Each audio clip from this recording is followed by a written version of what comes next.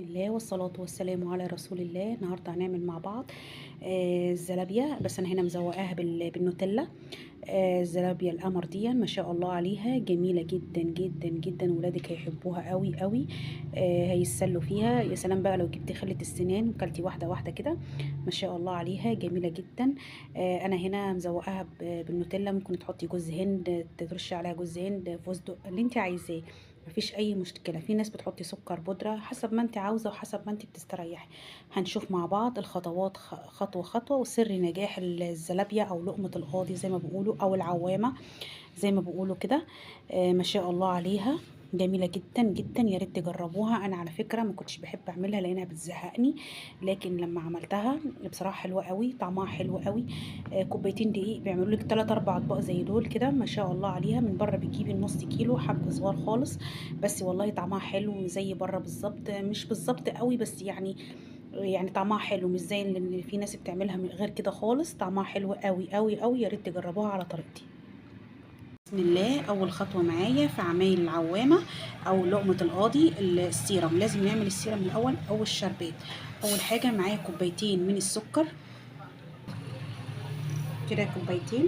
معاهم كوبايه واحده من الميه،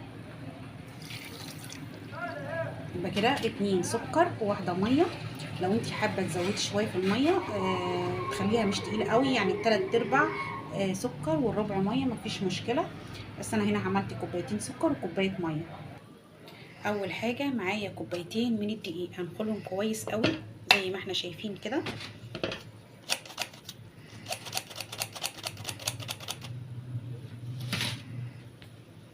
معايا كمان كوبايه من الدقيق، هنخلها كويس قوي.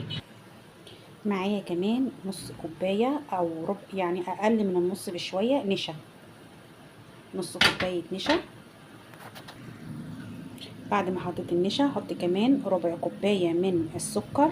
يبقى هي مش نص نشا، ربع نشا وربع سكر. هي مش جايه نص خالص. طبعا كده كوبايتين دقيق، ربع كوبايه من النشا، سوري، ربع كوبايه من السكر، معلقه كبيره من الخميره او اللي هو الكيس اللي هو بيبقى يجي صغير ده، ذره من الملح، ذره ملح.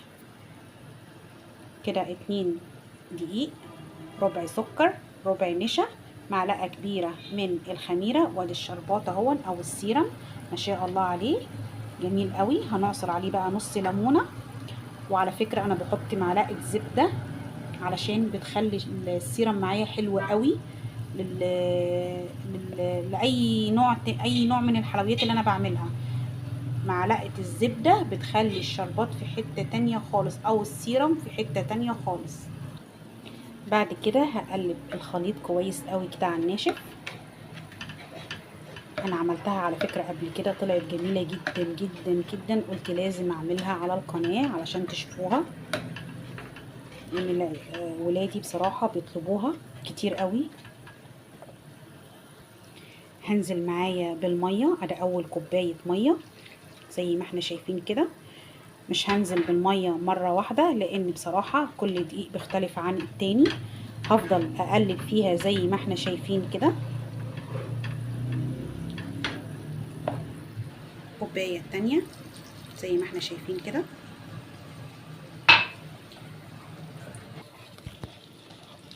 هفضل اعجنها كويس قوي زي ما احنا شايفين كده بالمضرب اليدوي او بمعلقه عندك او بايدك، على حسب ما انت بتحبي بقى تعجني. يعني مش شرط زي ما انا بعمل، بس افضلي اعجني فيها كتير قوي، عشان كل ما تعجني فيها كتير قوي الزلابيه بتطلع ناجحه معاكي. الزلابيه او العوامه او لقمه القاضي زي ما احنا شايفين كده، انا عجنت فيها كتير قوي قوي. بدل افضل اقلب فيها من تحت لفوق، من تحت لفوق كده، اكنك بتعجني زي عجينه الفطير كده او عجينه العيش، من تحت لفوق كده، وتفضلي تعجني فيها كتير قوي. وادي السيرم معايا ما شاء الله عليه حلو قوي، عامل فوم.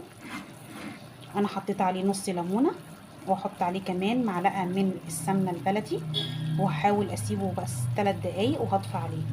وادي عندي العجينه هغطيها ساعه تخمر. بعد كده هنشوف مع بعض واحنا بنقليها. معايا قوام العجينه زي ما احنا شايفين كده. انا اخدتها عندي على قفلت الكاميرا بصراحه، واخدتها بايدي بالمضرب كده، وقعدت اعجن فيها كويس قوي من تحت لفوق من تحت لفوق من تحت لفوق كده زي ما احنا شايفين، لغايه ما بقى القوام بتاعها جميل قوي كده ما شاء الله. هغطيها بقى بستريتش او بطبق من عندي، هنشوفها بعد ما تخمر. بسم الله. فتحنا على الزلابيه، على عجينه الزلابيه ما شاء الله عليت قد ايه. الصوره بتتكلم عن نفسها زي ما احنا شايفين كده ما شاء الله ما شاء الله. الصوره سوري العجينه عليت قد ايه، خمرت خالص معايا. وانا ههبطها شويه كده، ههبطها خالص اهو معاكم. هنشوف بعد كده هنقليها ازاي في الزيت. انا ولعت على الزيت زي ما احنا شايفين كده، ومعايا القمع بتاع بلح الشام. هحط فيه العجينه زي ما احنا شايفين كده، هنزل بالعجينه فيه. هنشوف هنعمل ايه مع بعض.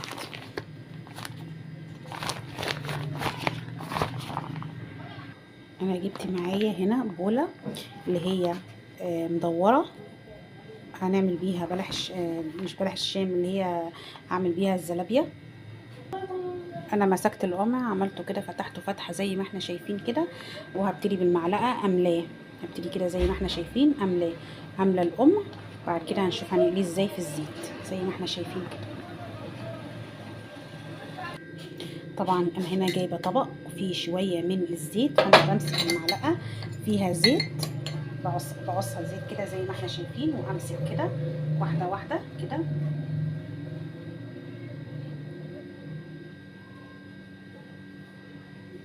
اول واحده ممكن مش تطلع معايا مظبوطه، لان احنا هنا بنجرب.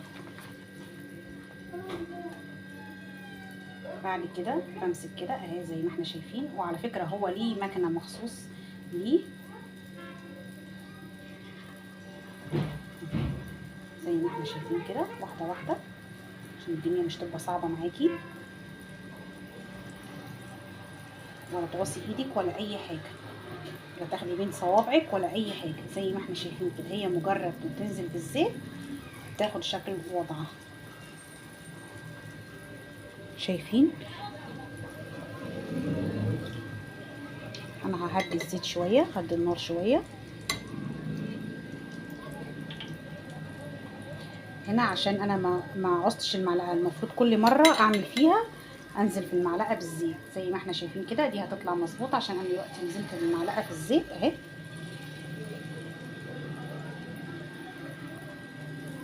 زي ما احنا شايفين كده. هعمل واحده كمان، ممكن انزل في المعلقه بالزيت هنا.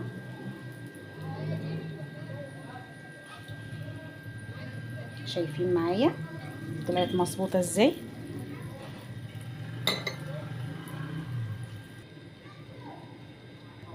عملناها مع بعض، بس ما حطيتهاش لسه في السيرم لسه، والله مطلعاها سخنه وبتقرمش. لسه مش حطيتها في السيرم خالص، بتقرمش بتقرمش. سامعين صوتها؟ سامعين صوتها زي ما احنا شايفين، ومدوره زي بتاعه المحلات بالظبط. هنشوف برضو بطريقه تانية. الطريقه التانية ان انا امسك العجينه كده، وامسكها كده واحده واحده زي ما احنا شايفين كده، وانزل في الزيت برضو كده. بس اهم حاجه ان انا اعوص المعلقه زيت، اهم حاجه. لازم كل مره والتانية اعوص المعلقه زيت، كل مره والتانية اعوص المعلقه. زي ما احنا شايفين كده بنقلبها على الوش التاني.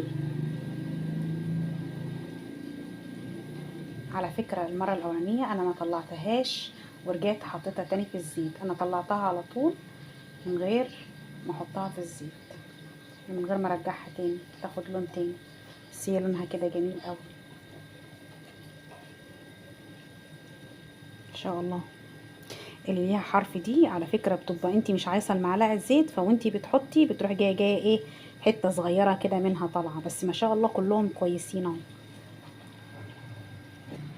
زي ما احنا شايفين كده. ما شاء الله عليها جميله جدا جدا جدا، والصوره بتتكلم عن نفسها. وانا هطلعها اهو. شايفين؟ لسه هحطها في السيرم زي ما احنا شايفين كده. احطها في السيرم وافضل اقلب كويس قوي.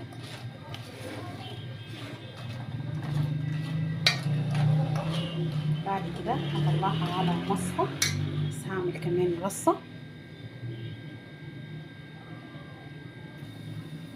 قد ايه هي جميلة ما شاء الله عليها، ما شاء الله عليها. هنحطها بقى في المصفى.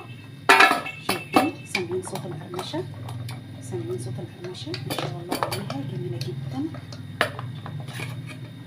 سامعين؟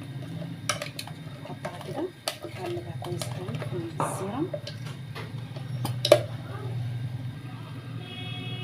قلت اصورها لكم من جوه. ما شاء الله عليها جميلة جدا وبتقرمش ما شاء الله، زي ما احنا شايفين كده بتقرمش ازاي.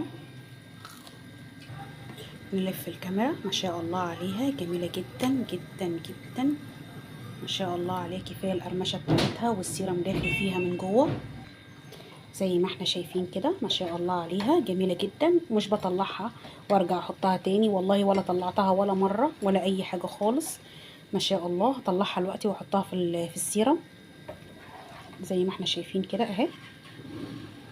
ما شاء الله ما شاء الله. معلقه النشا اللي احنا حطيناها ربع كوبايه مخلياها مقرمشه من بره جميله جدا وطريه وجوسي من جوه. يا ريت لو جربتيها وعجبتك تعملي لي لايك واشتراك للقناه فضلا وليس امرا عشان يوصلك كل جديد. بصراحه انا معلمه بنتي كل حاجه انا بعملها زي ما احنا شايفين كده. ما شاء الله. عملنا 2 كيلو زلابية زي ما احنا شايفين كده. زي ما احنا شايفين كده. ما شاء الله عليها جميلة جدا جدا جدا. كفاية القرمشة بتاعتها. فانا هنا عملت هنا صوص شوكولاتة نوتيلا يعني، وهعمل عليها هزوقها كده يعني ايه على الطبق زي ايه، زي المصايف، زي اللي بنشوفها في المصايف زي ما احنا شايفين كده. ما شاء الله. ممكن تحطي جوز هند، ممكن تحطي مكسرات، فستق، اي حاجة. هي اساسا مش محتاجه والله تزويق خالص. ده هي طعمها جميل جدا جدا جدا. النشا مخليها مقرمشه قوي وطعمها طري من جوه وشاربه السيرم. ما شاء الله عليها جميله جدا جدا. يا ريت تجربوها وتقولوا لي رايكم فيها.